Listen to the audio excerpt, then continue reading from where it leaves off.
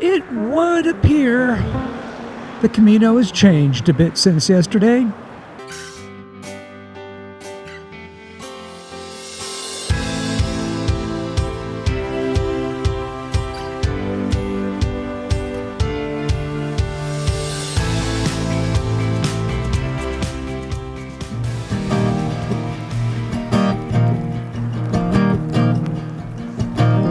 We leave Mansilla de las Mulas by first passing through the more than 800-year-old gate that once protected the town from invaders.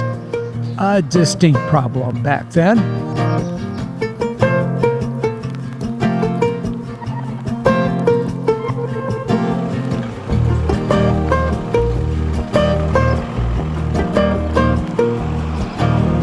The Camino takes us through some of the oldest parts of town and then leads to this bridge over the Rio Esla.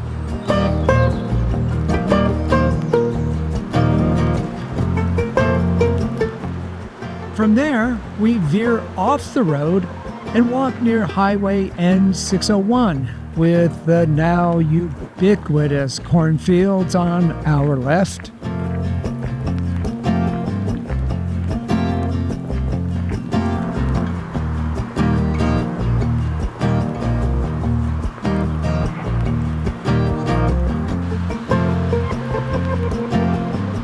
There are also the occasional reminders that some people in this area want to break off from the larger Castile-León autonomous region. Politics.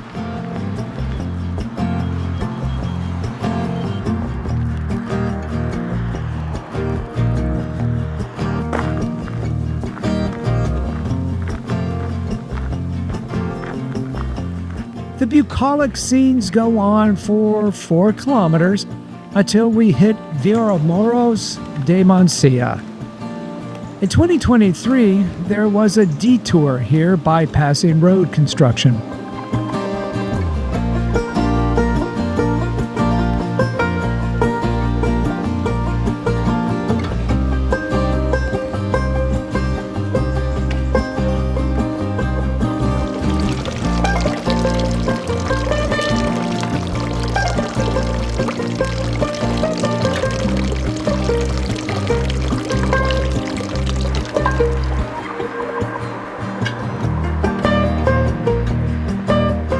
The temporary route returns us to the highway and then eventually veers off through this pleasant forest.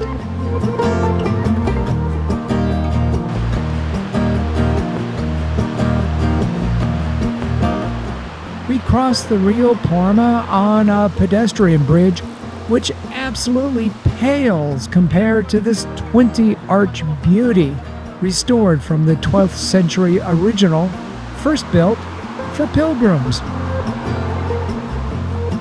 Busy Via Rente comes up next. To be sure, a jarring shift from the cornfields. And we're closing in on León. Now, in the distant past, you could have gotten there from here in a donkey-pulled cart. If you were sick, that is. Some people claim it was the first ambulance service on the Camino. Given a record number of travelers walking the Camino in 2023, I shouldn't have been surprised by how many people start appearing along the roads as we leave Via Rente.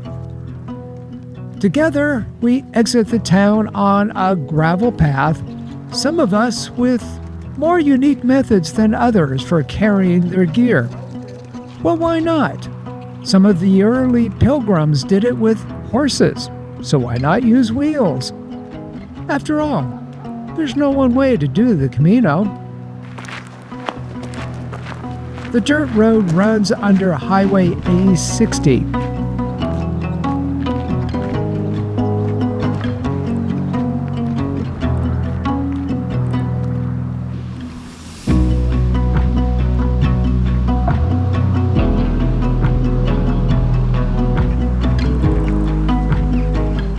After passing more fields, the route heads uphill towards Arcahuella.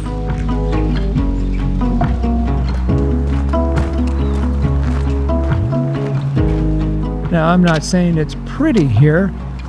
It is, after all, on the outskirts of a metropolis, the signs of which are everywhere.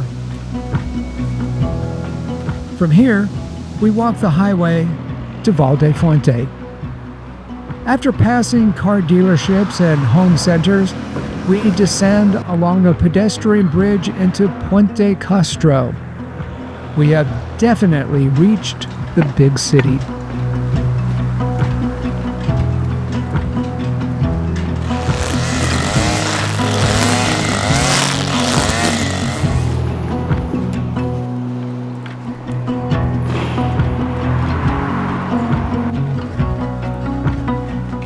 Finally, the Camino crosses the Rio Torrillo and we stroll into León.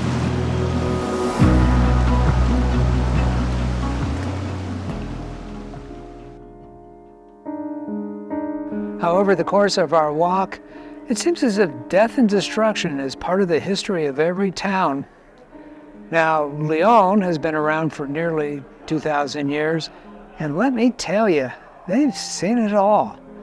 It started as a Roman military encampment in the year 29, and it slowly worked its way up to permanent settlement, guarding gold coming from Galicia and going to, where else? Rome. Moving ahead 500 years, the Visigoths took over. Now, the Visigoths, by the way, were a rampaging bunch that came from Eastern Europe and took advantage of the declining Roman Empire by establishing their own kingdom in Iberia, among other places. However, that didn't last a spectacular number of years before a Muslim army conquered the city 127 years later in 712. And then they lost the city to the Spanish king Ardaño I in 850 or so. And it goes on from there. The Spanish warlord Al-Mansur destroyed the city in 988, just leveled it. Now, Al-Mansur was known as the whip of the wrath of God over the Christians, which pretty much explains why he spanked León so bad. This ridiculous legacy of mayhem finally ended, and the city was rebuilt under one of the Alfonsos. There were so many of them.